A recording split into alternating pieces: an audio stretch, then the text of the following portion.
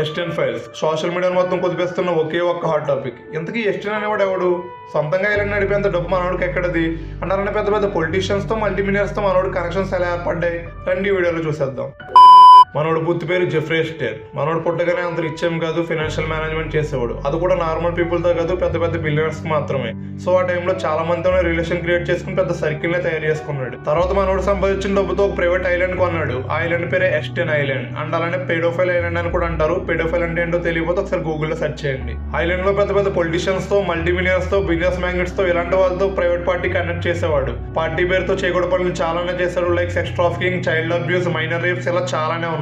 Island లో ఒక theory కూడా ఉంది. చిన్నపిల్లలను చంపేసి బలిస్తే వాళ్ళు పొజిషన్ అని వెళ్త పెడుతుందని చెప్పి ఒక నమ్మకాన్ని క్రియేట్ చేశారు. సో దానికి అట్రాక్ట్ అయ్యి చాలా మంది వెళ్ళారు. అన్న చంపేసిన బేబీ మీట్ ని తినేవారు. ఆ మీట్ ని బర్గర్ ప్రిపరేషన్ కూడా చాలా సార్లు పంపించారంట. ఫైనల్లీ 2008 లో ఒక ఇన్వెస్టిగేషన్ లో మనోడు చేసిన క్రైమ్స్ అన్ని తెలుసుకుని పోలీసులు అరెస్ట్ చేశారు. హైలైట్ ఏంటంటే అన్ని చేసిన మనోడు జైలు శిక్ష పడింది జస్ట్ 13 months మాత్రమే. అది కూడా విత్ వర్క్ వీసా.